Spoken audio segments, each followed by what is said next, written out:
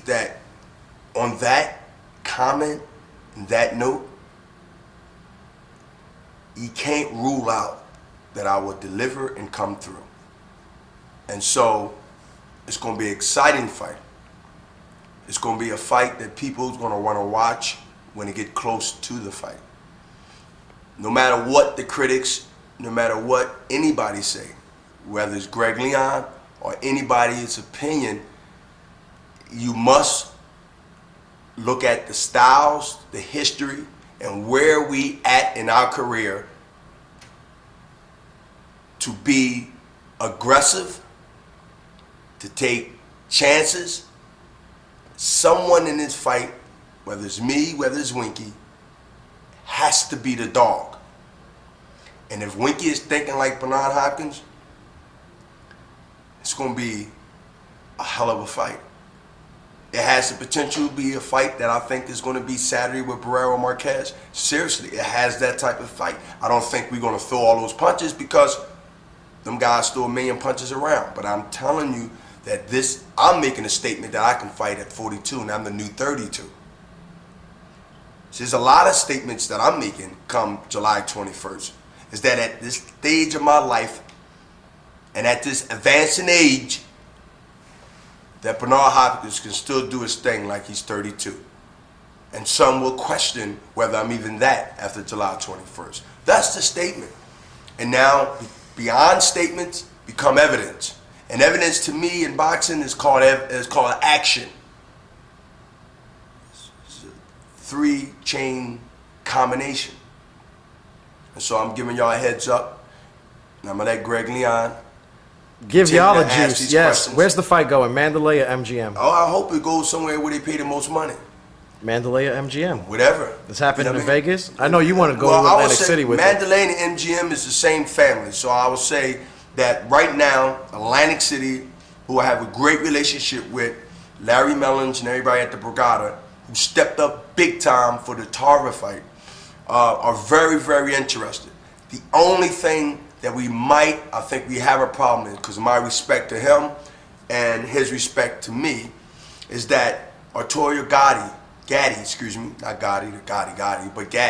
is fighting the 14th of July, which was my original date. But nevertheless, he's on HBO, potential last fight. Why would I go up against a guy that I still consider one of the greatest warriors of my time? And I can go as far as saying a legend in his own time. He need to have his light and his shine, and we need to have ours.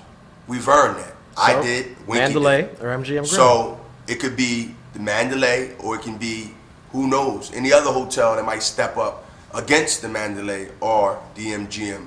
I don't want to hold my breath on that, but I can say is that everybody wants a good historical fight.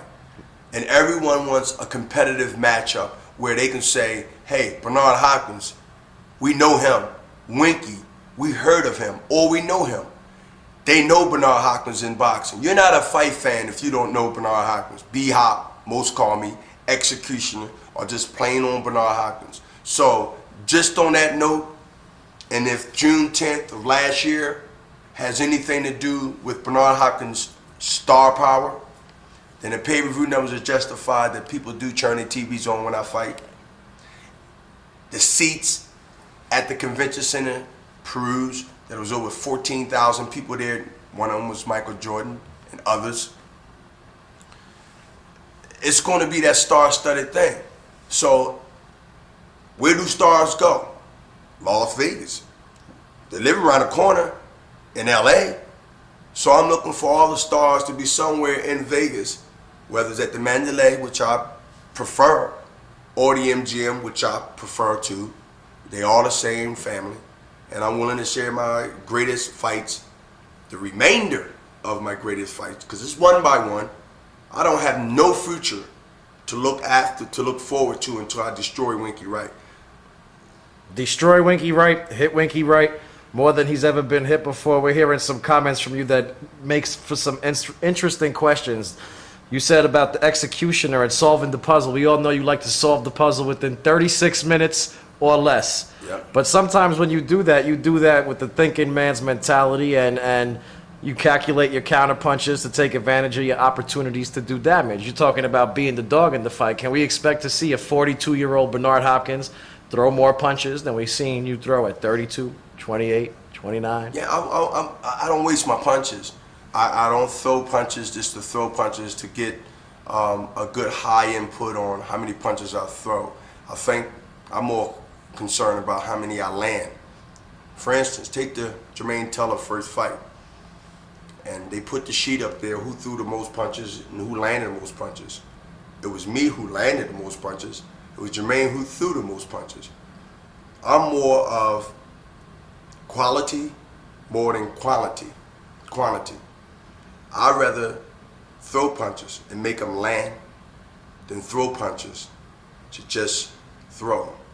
I was taught to make everything count. Don't waste your bullets if you're not going to hit any. So look for Bernard Hopkins to be a guy that's going to punch and he's going to hit something. Whatever that is, he's going to hit. He's going to hit flesh. And that's all Bernard Hopkins at 42 years old is trained to do.